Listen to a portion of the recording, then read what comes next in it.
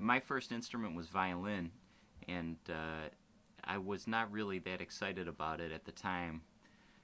And I got in trouble a lot in orchestra because I would hold the violin like a guitar, and I would, be picking, and my orchestra conductor would reprimand me for noodling.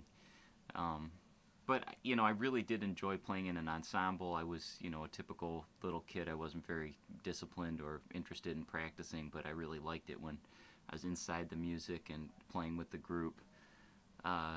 But the value of violin for me ended up being that it introduced me to how a stringed instrument works. If you finger moving up the neck, the pitch gets higher. And so on and so forth. So I was hanging out with some friends when I was 13 years old, and somebody had a guitar, and I said, well, can I try that?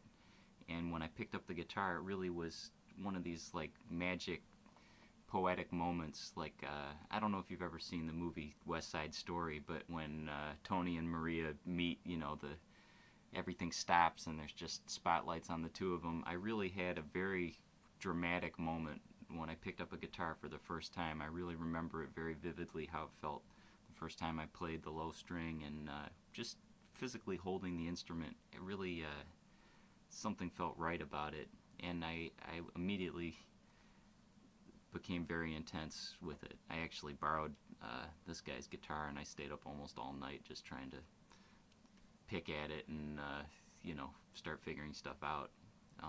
So that's really when I started music.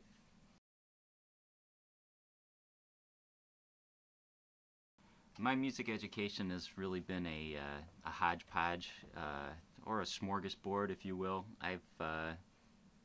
I've taken information where I can. I was lucky to study at the University of Michigan, and I had some wonderful teachers there. In particular, the late great Donald Walden, who was a true dyed-in-the-wool bebop saxophonist from Detroit, and he really wouldn't pull any punches. I remember one time we were in our combos class, and one of the groups played something that was just frightfully awful, and Donald had this very distinctive voice, and he had this long mustache, and he was stroking his mustache, and I just was thinking, God, what is he going to say? And he said, I read in a book once that taste is the undefinable quality of knowing when to play what. And so the singer in this group, she had, a little bit of an attitude or something. She said, well, are you saying what we played was tasteless? And he didn't miss a beat. He said, no, all that I said was, I read in a book once, and so on and so forth. So that was Donald Walden, but he was really a very valuable person to know. But I have to say, 95% of the education that I feel is valuable were things that I got on the street, and band leaders that I worked with. When I first moved to New York, I joined Benny Green's band. This was in 1999, 2000. I was working with him, and he just really kind of permanently set the bar very high for me. That gig let me know all the things that I didn't have together, and working a lot alongside somebody like that who's just, I really think that Benny's a creative genius, and I would watch him.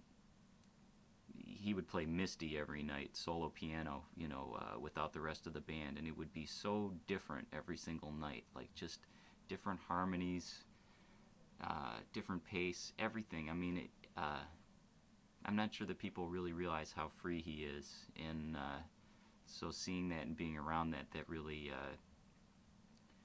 in some ways it was very inspiring, in some ways it was very discouraging. I just realized, like, I've really got to dig a lot deeper, and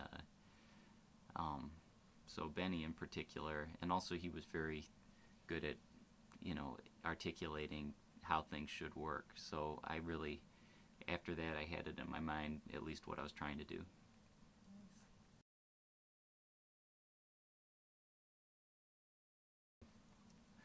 So one of my important mentors also was Freddy Cole, and Freddy has a very different kind of energy and demeanor than someone like Benny Green, who I mentioned earlier. And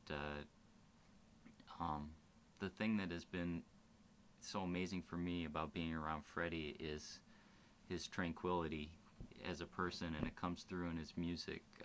Freddie is never rushed. He never seems irritated. And he's got a personal warmth that comes through in the music. I'm not sure how to put this in technical terms, but it comes through. It's a personality. Sometimes Freddie, he'll say to me, because I can tend to be very detail-oriented or obsessive, Freddie will say, well, Randy, nobody's goof-proof. And,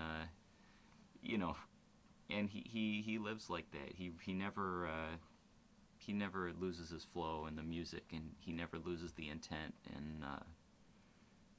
And I think he's kind of keyed me into the things that really matter in terms of communicating with an audience. Sometimes as students of music, we can kind of miss the forest for the trees. And Freddie talks a lot about how the presentation of the music is so important. In other words, what songs you pick, and the length of the song and the tempo, and the things that you leave out. Freddie will look around at the audience and he'll see what people are responding to, and he'll tailor the set on the spot, to have a conversation with the audience. So I just think he's amazing.